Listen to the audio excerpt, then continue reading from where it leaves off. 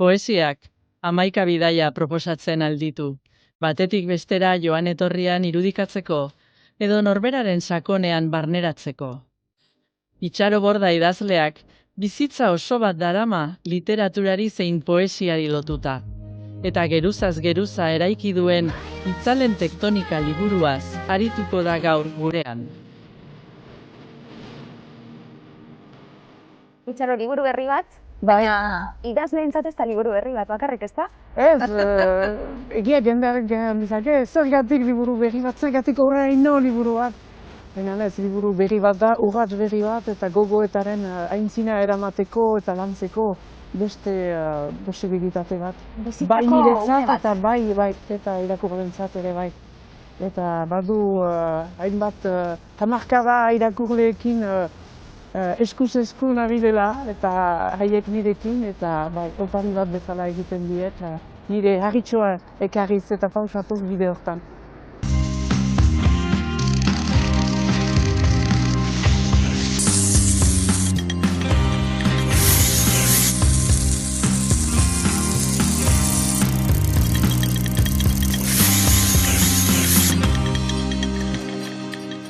Itxaro 50 urte, idazle Bai. moduan, eta 40 urte, lehenengo poesia liburua kaleratu zenuenetik, denetarik idatzi duzu. Poesia, narrazioa, novela saiakera, artikuluak, antzerkia, denetarik? Bai, denetarik. Kantuak, Eta pastorala. nire kantu gustukoenak zeurietik ez ertzainak Mire esker, idazki. Bai, denetarik idatzi dut, eta plazer bat izan da ikustea ze neurritaraino eta ze hedapenekin erabiltzen alden Euskara. Eta ni hor egiazki fisikoki ohartu naiz Euskara denetarako balio dela. Eta bai, badu behaz lau hamarkada, duela, 84ean, atera nuen bizitza nola badoan, Maiatz argitaletxearen lehen liburua zen, Mark Legazen kontzerto gerilleroekin, konpainia honean nintzen, eta bai, biziki, ordutik gauza asko aldatu ditut, baina gauza finko asko ere atxiki ditut. Apurtxo bat liburuaren izenburuak ere horri egiten dio, erreferentzia, ez da? Bai, ideia hori da hartzea, gehien bat lekuak dira Pirineotako kate hortako, nola, gu beti plaka tektonikoen artean bizi baigira, alako su bat badaukagu gure barnean, hori bada batetik eta gero bada ere jendearen baitan, intimitatearen baitan ere nola eragiten duen sentimenduen tektonika horrek. Eta itzalak dira gehien bat gelditzen zaizkigunak bizitza baten buruan, eta uste dut badela halako epizentro bat bilduma hortan, epizentro deitzen dena, eta poema bakoitza erreplika bat da. Edo intimoan, edo geografikoan, edo kolektiboan, badira omenaldiak ere egin ditudanak, eta horretarik bat da euskal idazle bat biziki maite dutana, eta aspalditik irakurtzen dutana Pello Lizarralderi, eta gero badira ekologia mailan, gure gaurko egoerak, aldaketa klimatikoa, jaten duguna, bizitzen duguna, kutsadura, plastikoa mundua, horret denak hausnartzen dituzten beste bi idazleri ere badago omenaldia, eta nahi dut poema bilduma oso garaikidea dela, oso organikoa eta oso minerala denbora berean. Tektonika, denetarik izango dugu, errealitatea hausnartzen nahiko lan daukagulako, pista batzuk bai. Poetaren eskutik, pista batzuk. Proposatzen ditudan ene hausnarrak dira, poema horiek guztiak, erreplika horiek guztiak proposatzen ditudan. Ene gogoeta da, ene gogoeta, partekatu nahi dudana, baina ez da gogoeta teoriko, finko bat, edo teoriko bat inposatu nahi dudana. Hitz egingo dugu, edukiari buruz eta purtsue formari buruz, lorrikara forman eta formarekin ere, hori ohikoa da zure poesian bebai, egiten duzu jolas, hizkuntzarekin bebai, hitz egingo dugu horri buruz, hizkuntzaren balioa, euskaltzain oso? Bai. Apurtxo bet, zure hizketaldian hitz egin zenuen, ezta? Feminismotik emakume izan da, iparraldetik, apurtxo bet periferia hori kontuan izan da, hizkuntzaren balio hori, eta hizkuntza oinarrian, nor garan eta zer den definitzeko. Ezinbestekoa da hizkuntzarena, eta enetzat idazten dudanean, hizkuntza da, nola egan, materia perfekto bat. Denborak suntsitu eta ezabatu ez duena, ez da galtzen ari nire buruan euskara, hori baita nire hizkuntza nagusiki. Bai, hor dago, eta nahi dut biziarazi emaiten diot nire kemena, nire odoletik emaiten diot, denbora asko pasatzen baitut idazten. Eta bai, funtsezkoa da, eta liburu honetan, beste liburuetan bezala bai. Joko bat da, miraila bat da, eta batzuetan beldurra ere emaiten dit, ikusten dudalarik hain lanjerean edabilela eta jendeak ez duela hitz egin nahi, edo ez duela erabili nahi, edo pixka bat uzkur edo nagi dela erabiltzeko tenorean. Baina nik esperantza badut ala ere, eta horregatik segitzen dut idazten. Poesiaren aitzakian egingo dugu filosofia berehala, liburuari buruz hitz egiten hasten garenean. Bat batuko zaigu, gero elkarrizketaren nor gonbidatu duzu? Gonbidatu dut Zigor artista, biziki maite dudalako, nik orokorrean maite dut musika garaikidea, arte garaikidea, telebistako emankizun garaikideak eta euskal artista garaikide gisa gomitatu dut Zigor. Badu erakusketa bat Maldaren inguruan, eta Maldaren importantziare badakigu zein den, Arestiren Maldan behera poema luze hortaz geroztik. Eta gomitatu dut, eta etorri da, gogotik etorri da, eta emankizun honetan parte hartzerak. Poema bakoitza, infinitu puxika bat da. Tentsio betean, kordokaren erranaiaz, esperantzetan. Itxaro azal ederra, propio egindako azala liburuak. Bai, eta hori nahi nuke azpimarratu bereziki. Christine Etxeverz kanboko artista handiaren margo bat da, espreski egin duena liburu honentzat. Duela zenbait urte elgarrekin lan bat egin ginuen ene poesia batzuen inguruan, eta atxurutuki nahi zuen noizbait ene liburu baten azala egin, eta hor etorri da momentu eme hori, eta etorri zaio aukera, eta biziki konten da lan hori eginik. Zure testuei irudia jarri die, alderantzizko lana eginda dagoelako esaten zabiltzena, bere irudiei zeu ere hitzak jarrita. Bai, eta biziki ongi, nola egan, bildu du, gatibatu du, liburu honen espiritu hau da argia, itzala, iluntasuna, barne iluminazio horiek denak hor bata bestearen kuskari edo talkan dabiltza liburuan zehar, eta hemen azal hontan hori biziki ongi ageri da. Itzalen tektonika, eta lehen apurtxu eta esan dugu, itzal egoteko lekuren baten argia egon beharko zen. Bai, argia ezinbestekoa da. Hori da. Eta benetarik izango du liburuak be bai. Bai. Eta, lurrikara hori ez da? Poema bakoitza idaztean sortzen den lurrikara hori. Bai. Eta aldaketa hori, eta epizentrotik errepliketara. Hori da, erreplika. Poema bakoitza erreplika bat bezala kontsideratu dut. Erdiko itzalen tektonika izeneko parte lodi hortan badira 40 bat poema, eta horrek dio ikara hori sendiarazten liburu guziari. Espero dut irakurlearen eskuetan ez dela sobera ikaratuko irakurtzean, baina hor dago, eta gero erreplika horiek zirkuluak dira, ezagutzen ditugun bezala, aparatu sismikoek hori guztiak gorpuzten dituzte. Eta hemen hitzez nola egan, mamitu ditut erreplika horiek eta ikara horiek. Eta egia da ere, inspiratzen hauela asko Pirineoen kateak, balin bada munduan gune sismiko bat gurea delako, bai metaforikoki eta bai errealki ere. Lekuaren garrantzia eta egingo dugu hori, baina formen garrantzia. Zure poesia noikoa dana, liburu honetan bebai, horrek irakurtzerakoan eragiten duelako bebai, eta irakurle moduan be prest egon behar gara, jolaserako eta sartzeko bebai, uin horretan eta lurrikara horretan. Formari dagokionez oso ezberdinak poemak euren artien, batzuk errimekin, batzuk oso kaotikoak moztuta, beste batzuk idazte aldetik forma ezberdin horiekin, ederra da anafora horiek, ez da errepikapen horiek asko erabiltzen dituzunak bebai. Ondo, jolasa da? Jolasa da, eta ere denbora berean jolasa da zen literatur formak eta joko hori guztiak biziki maite ditut. Egan gogo dudanaren egaiten laguntzen nautelako. Idazle guztiek maite ditugolako forma horiek. Hor, poesian are gehiago. Eta gero liburuari erritmo bat ere maiten dio, egan ahia pasatzen da justuki ikaraz ikara, batetik bestera.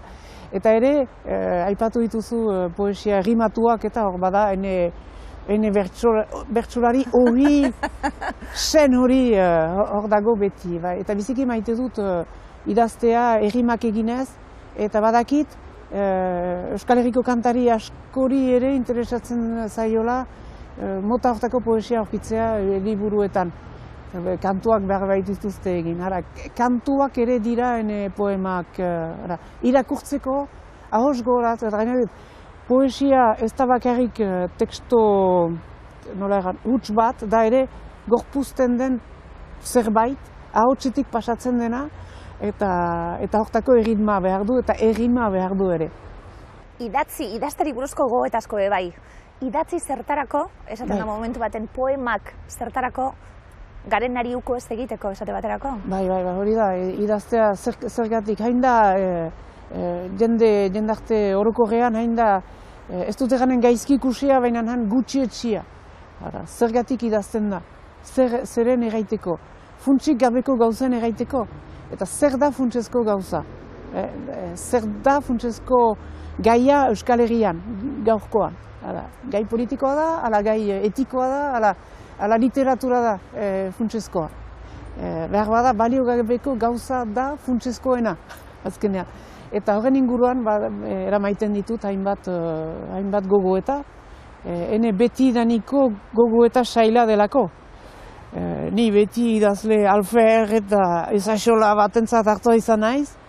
Eta beraz, behar du beti hausnartu gai horien inguruan. Eta gauza askotarako ematen daut gogoeta horrek. Liburuan esaten da, idazterakoan eta idazleak banu, balego, balitz, guztiak ditu. Bai. Funtsezkoa dena, Itxaro, aldatzen doa denporarekin?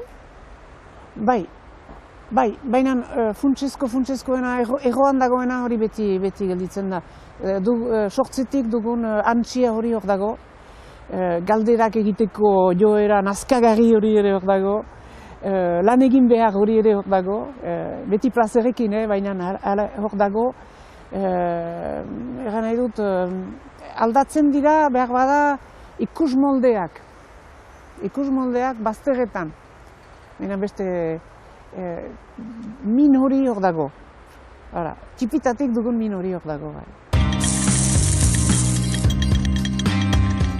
Mendaukat nirekin liburu bat nik aipatu nahiko nukena, ez dakit komendatu edo, baina bai zergatik ez, komendatu nahiko nioke, adibidez historia ikasle batei edolako zerbait, eta da Miguel Laburuk bere garaian, Miguel Laburu badia urte batzuk zendu zela, baina hauzan ikerlari bat, etzeukan formakuntzarik, eta alare, itsas dokumentuetan agertzen diren 16. mendetik ona hitzak, terminoak. Askotan ikerlari bate gaur egun arazoak izan ditzazkena ulertzen, ez dakit, ikusten dut zer da jeringa edo zer da txarrua edo zer da holako dokumentu bat aztertzeakoan aurkitzen dituzu zure formakuntzan unibertsitatean igual ikasi ez dituzun hitzak, ezta? Eta berak esplikatzen ditu hemen, jartzen du zein dan ekibalentea, zein dan askotan zein dan euskerazko terminoa, laguntzen du asko ulertzen nolako testu zaharrak interpretatzen. Eta nik uste dut oso baliogarria dela, guk asko erabiltzen dugu referentzi bezala. Gero batzuetan esan behar duzu igual hitz hau jartzen du, ez dakit, baina beti da referentzi bat. Eta holako gutxi daude, eta batez ere euskeraren aldetik. Dokumento horiek normalean gazteleraz egoten dira, baina sarritan badituzte euskeratik hartutako hitzak. Eta hemen esplikatzen dira haien esanahiak. Gogoeta asko.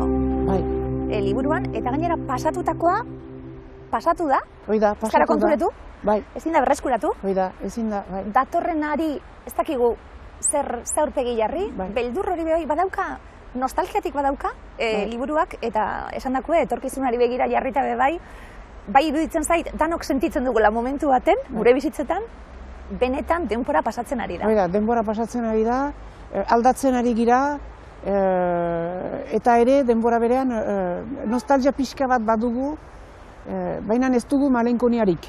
Liburu honetan malenkoniarik ez dago.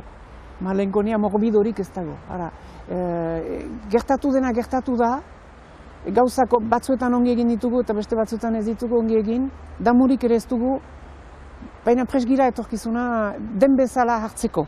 Ara, eta batzuentzat etorkizun hori, etorkizun hortan ezagutuko ditugu, eta eritasuna, berbaherioa eta bar, baina ere da, amodioa eta honek ere, eta etorkizun hori ere zurkaiztuko du idazteak hilala biziko eta elementu horrek. Bueno, metafora handi hori ez da, norbera nora ezean, poeta nora ezean dabil, baina gizartea nora ezean dabil. Poeta bakarrik dago esan dugu, Pello Lizarralden novelako pertsonai bat moduan, baina paisaiari begiratu, eta hemen datozen errefuxiatuak beste leku batzuetatik, zesango dute. Azkenin metafora handi bat gizartari buruz. Hoi da, bizi dugun momentu honetaz.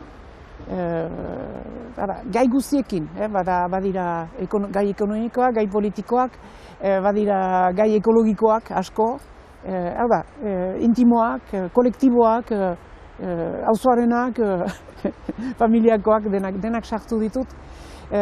Iduritzen zait, importanta dela, bizi dugun momentuaz, eta beti hori egin dute, momentuaz hausnartzea, pentsatzea, gogoetatzea. Edo individualki edo kolektiboki. Eta gero bakotxak bere gogoeta eramaiten balin badu, partekatzen aldu beste individuo batzuekin ere. Eta hor egiten dugu azkenean alako sozietate egiten dugu, eta guretzat biziki importanta da sozietate egitea. Egiten duguna Euskararen inguruan, eta ez bakarrik Euskararen inguruan egiten dugu gure multzo ezberdinetan sozietate. Eta hori guztiek aberasten gaituzte.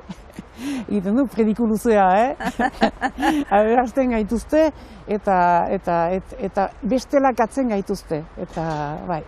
Horretarako da, bai, gogoeta egiteko. Poesia horretako da. Hori da, poesia horretarako da.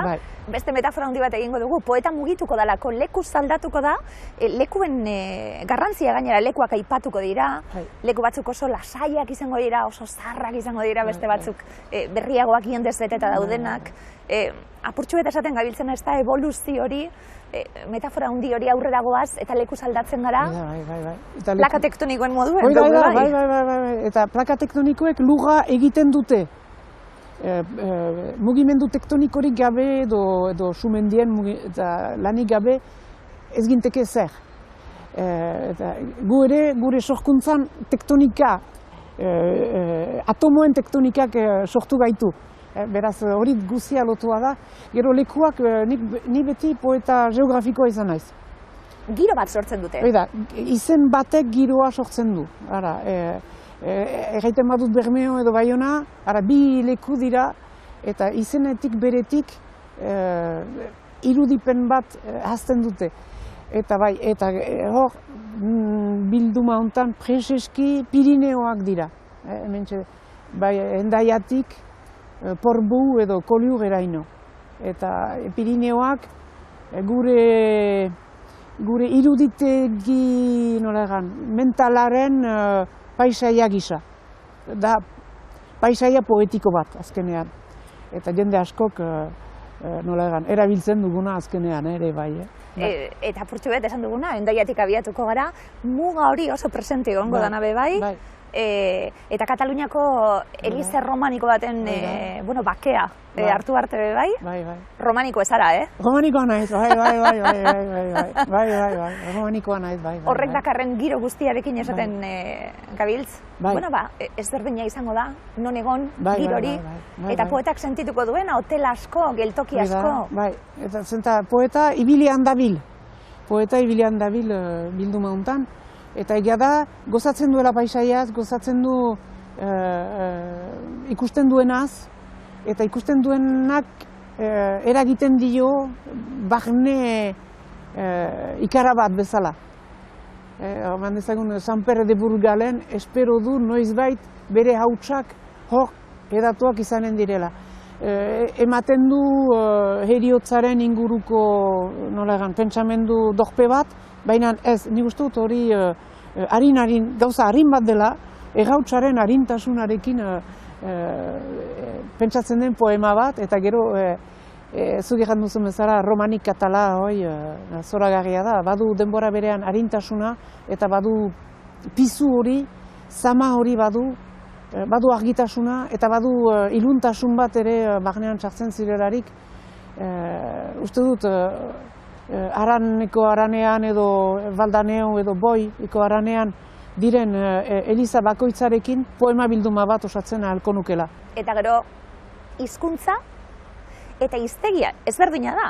Hemen euskaltzain oso anderearen aurrienian nola galdetzen dugun, hizkuntza bat, azkenien nola sortzen duzu, ze hizkuntzatan sortzen duzun, zure izateko era ere horretan dago, alde batetik hori, baina hiztegia, hitzak behar dituzu, bazara galdera, pertsonal bat, bazara hiztegian galdera bat edo hitz bat aurkitu eta horren inguruan poema bat sortzen duen idazletako bat? Bai, horietarik nahi, bai. Asko maite dut eta hiztegiak eta arakatzea, bereziki hiztegi zaharrak, gure hiztegi zaharrak, Azkue eta Lande eta horiek, netzat altxorrak dira, berriak ere, baina zahar horiek bai.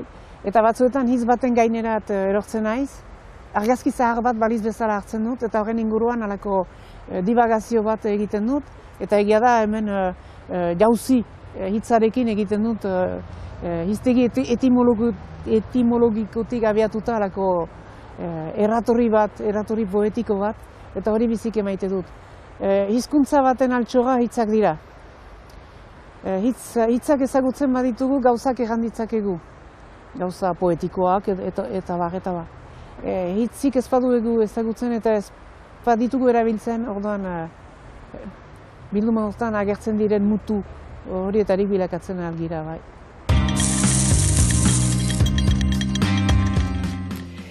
Hogei urte inguru nitxula, gutxi gora bera irakurri naban El Mundo de Sofia, eta akordatzen ez garai hartan liluratuta geratu nintzara filosofiarekin. Ordura arte, institutuan, asignatura bezala eukinaban, baina ustut ez nabala oso ondo ulertu. Ez dakit irakasleengatik izan zen garai horretan, adin horretan filosofia ikustozulako gauza, ez dakit, pixkan nahiko astun bezala, ez dakit.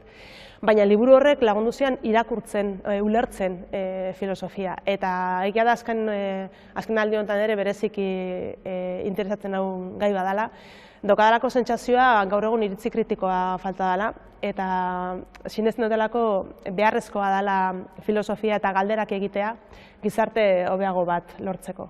Oain berriki eparitu zian amak Limpia izeneko liburu bat, Alia Trabukorena, eta asko gustatu zait.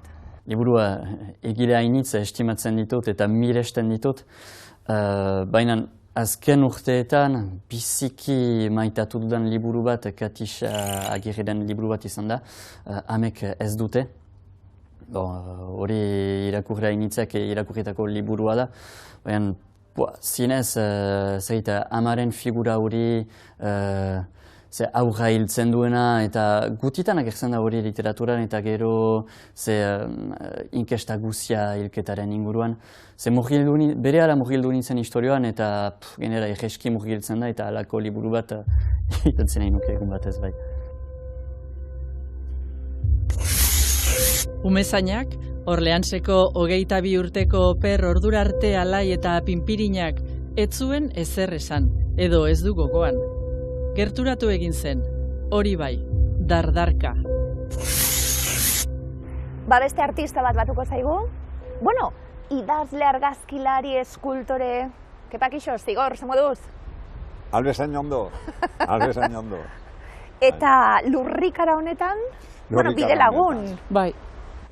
Itxarok dion lurrikara honetan, denok nahi ala nahi ez, hemen gira eta Baina, berak dion, ikaera horiek ere beharrezkoa ditugu, hori gabe litzake bizirik izango, eta ikaera horiek astintzen gaitu pixkat, eta horrek ematen gaitu janari polita, ikaera horiek.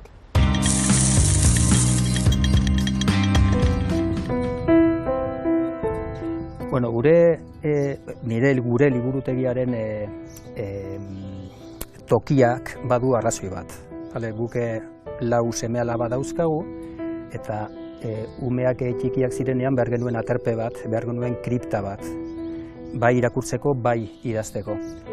Orduan, bururatu zitzaigun hemen tabike pare bat jartzea bajera honetan, soto honetan, eta ura erabiltzen hasi ginen.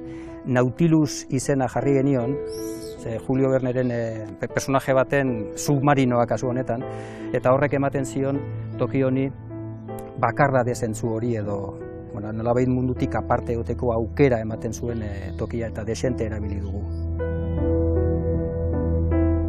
Gehien konsultatu dudan liburua izan da Pessoaren El libro del desasosiego, eta horrek badu motibo bat. Ni hasi nintzen irakurtzen, irakurtzen dituen batez ere nobelak, baina nire bizi baldintzek, lau seme-alaba edukitzeak, horrek eraman ninduen bestelako formatotara, ez bainuen astirik novela baten hildoa eta jarraitzeko. Orduan, novela utzi eta poesia eta bai saiakeraren munduan edo mundura llegatu nintzen. Saiakera diot aforismoak eta horrelakoak, tarteka irakurri ahal izateko. Ni hasi nintzen euskal literatura irakurtzen, 80ko hamarkadaren hasieran. Garai hartan, publikatzen zen guztia erosten genuen, eta erosi ez ezik irakurri ere bai. Gaur egun ezinezkoa da, gaur egun euskal literaturak kasi astero ematen du nobedade bat. Baina garai hartan ez. Eta ibilbide horretan, izan zen liburu bat, uste dut 84an, Angel Lertxundik publikatua Otxopetxe.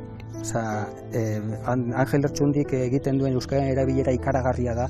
Nik hurrengo urtean publikatu nuen nire lehenengo liburua 85ean Austurak.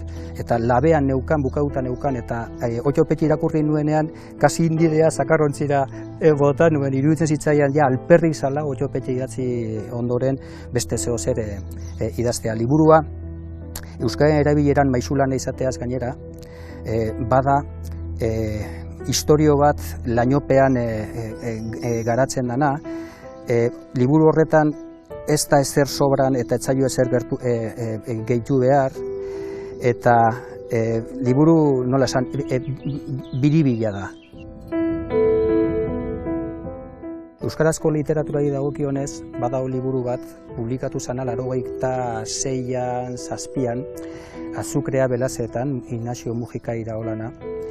Ni garai hartan ezagutzen nuen herri literatura Euskoa argitaletxeak ateatako liburukiengatik, oso liburu interesgarriak ziren, nietzako mundu erabat arrotza ezagutarazten zutena, eta liburu horiek irakurriz, nik hartu nuen baserrien ideia pixka bat, irudi pixka bat idealizatua, ezta. Gero etorri zen liburu hau 87an, eta baserri giro gura agertzen zen, ipuin liburu honetan, narrazio liburu honetan, erabat modu tragikoan, dramatikoan eta beltzean. Etzako izan zen deskubrimendu bat, bai horregatik eta baita ere erabiltzen zuen euskara bikainagatik. Gaztelaniazko literaturatik hartua, bada Jaime Gil de Biedma poetaren poesia bilduma bat.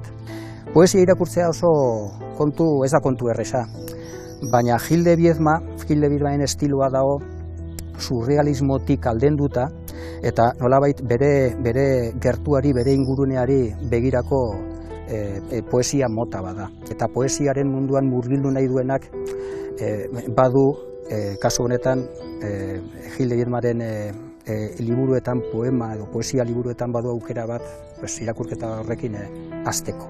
Nire seme-alabetako batek ikasi du arte dramatikoa, eta berak eraman ninduen antzerkiaren mundura.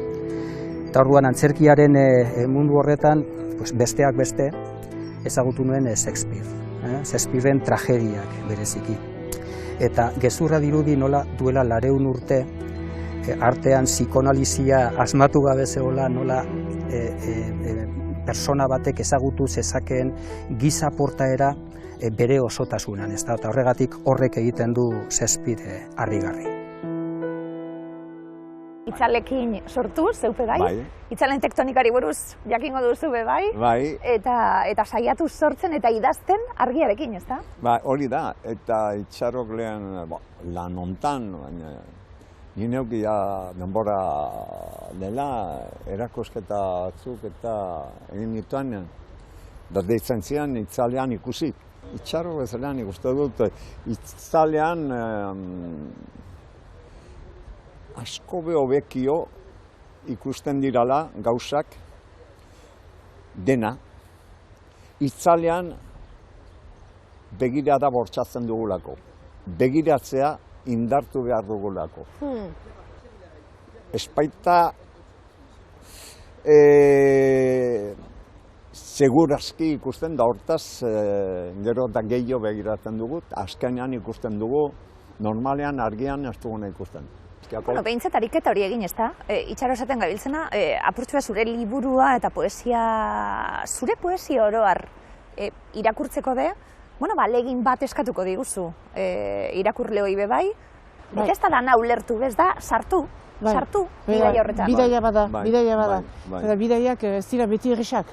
Batzuetan behar da, tren hartu hemen, gero autobusa, gero topo, eta alako behar da, beti adiegon eta norbait eradeltzeko.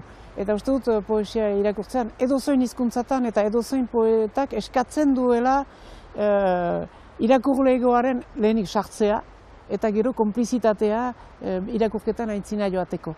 Eta edozoin, ez bakarrik nirea.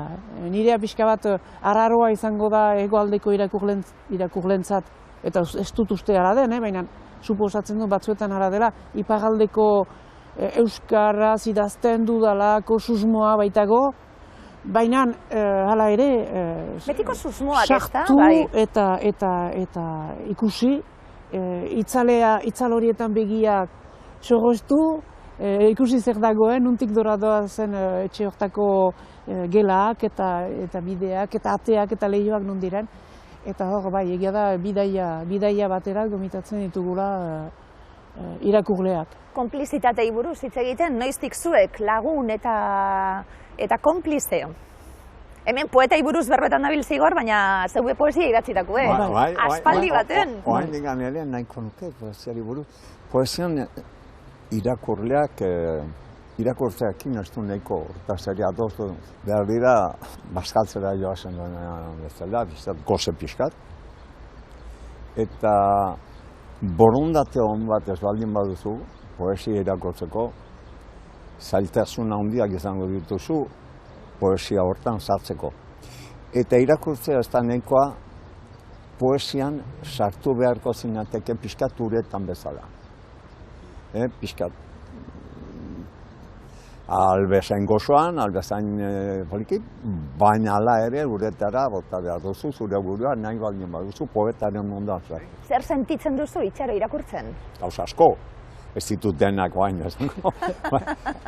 Gauz asko, nik itxaron poesia bain dela denbora nitz dela esaltzen dut, irakurtzen dut. Sentitzen dutan, berakin bizi naiz irakurtzen dutenean, poesia horrekin bizi naiz, eta noiz benka estutzen nau, beste batzutan zabaltzen nau, eta beste batzutan tristurak ekartzen dit, eta beste batzutan alaitasun, obeintzat gozotasun hobeak, eta maiz, bakarri nagonean, ni neure buruakin, erraten diot nire buruari, ni nauzula hori idatzi duten persona, ez da egia, baina itxar hori lapurtzen diot, noiz benka hori oso ondo dau, bai. Poesia batzuk, hola badakit itxarok ez dakiela, eta ni neu sinatzen ditut nire buruan, nireak balizateke bezala. Liburuko esaldia da, mundutik urruntzen naiz, idazten dudanean, oso mundutarra izan arren. Itxaro zein da sentsazioa? Beti bidaiaren metafora hori, leku lokal batean izanik ere globala pentsatzen alduzula. Hori da, unibertsaltasunera teltzen ahal girela gure hizkuntza minoritario honetatik. Unibertsalera teltzen ahal girela gure genero, joera minoritariotik edo gure politika buru minoritariotik ere gu bezala milaka jende badela justuki mundu hortan direnak mundutik kanpo izanagatik. Uste dut hori liburu honetako beste erakasgai bat izan daitekeela bai.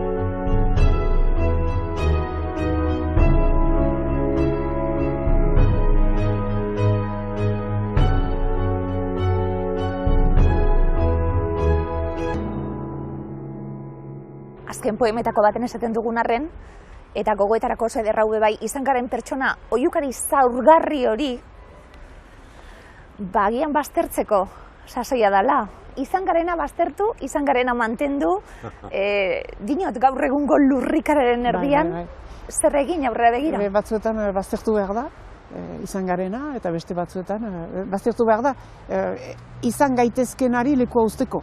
Bai. Hori da, eta beste batzuetan izan garena behar dugu landu eta aintzina eraman bide bat edo beste bat, edo bide anitzetarik aintzina eramateko.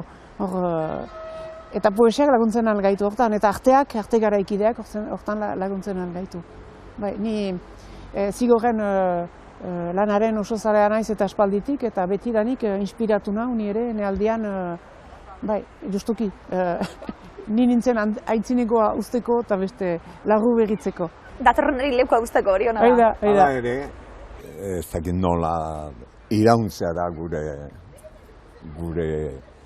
nahi gabeko borondatze sakonena, iraun, baina bizitzeak hori dena badakizue, poesiakin interesgarria bada, asko interesgarria bada. Eta nire lagun batek erraten zuen, da poesia irakurrita gero, egon. Gaztetandik bizi da familiarekin batera AEB-en, poesia liburu honetako egile ukrainarra. Bere jaioterriari, Odesa hiriari, eskainitako liburuak bizitzari egiten dio gorazarre. Bere lanean nabarmenak dira, tradizio literario errusiar zein judutarrak. Portugaleko apirilaren 25ko Krabelinen iraultza ospetsura bidaia egiteko fikziozko proposamena, historialari baten eta ilustratzaile baten eskutik. Iparraldeko herrien mitologia eta euskal mitologia lotzen dituen kontakizun fantastikoa dakar, Itzalen dama eta Patxi Bakailuren bigarren abentura honek. Azkeniz gisa nahi nituzke euskaraz irakurtzen dutenak, gomitatu euskarazko poesia irakurtzerat poetek horren beharra badutelako, eta ikusiko dutelako gauza on eta eder asko badela. Eta bereziki, azken belaunaldi hauetako poesigintzan, neska gazte eta emazte asko agertu da, eta horien ezagutzerat gomitatzen zaituzten. Ongi segi.